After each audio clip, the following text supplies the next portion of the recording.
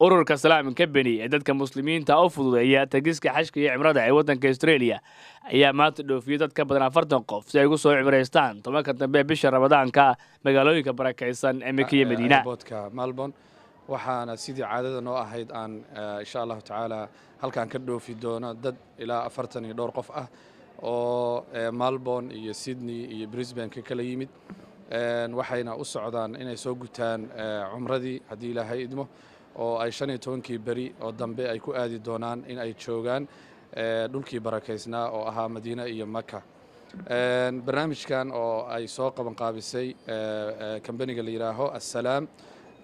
oo runtii muddo dheer hadeer ku hawlanaa in uu dadka cumrada iyo xajka u kaxeeyo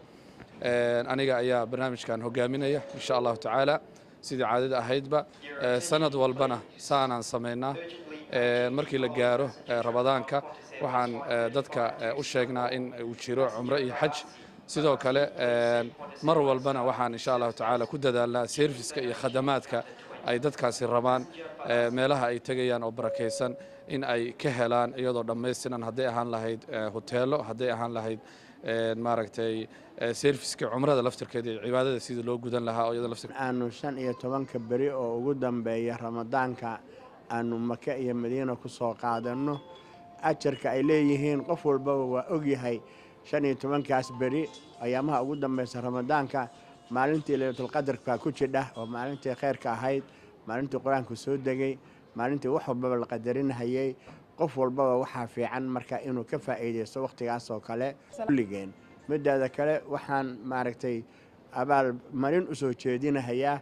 dadka hawshan qaban qaabiyay oo mar walba u taagan inay mujtamaca Soomaaliyeed ajar iyo khayr la raadiyaan meelaha wanaagsan oo meelaha diinigaana ugu yeeraan dadka kuna baraarujiyaan inay gutaan cumrada xajka. Assalamu alaykum wa rahmatullahi wa barakatuh. dareenkaygu maanta aad iyo aad buu u faraxsanahay waxaan u socdaa beedkii Ilaahay كاتو إن شاء الله هذا سنة كان وهرسه أنت عمرض هذا فاميلي يعني وضويا هو ولا شيء عاد waxaan ugu faraxsanahay in aadno cumro suubino waxaan ka soconaa Melbourne insha Allah Ilaahna aqbalo Gulaad Cabdiwahan wararka Hoon Cable TV magaalada Melbourne wadanka Australia.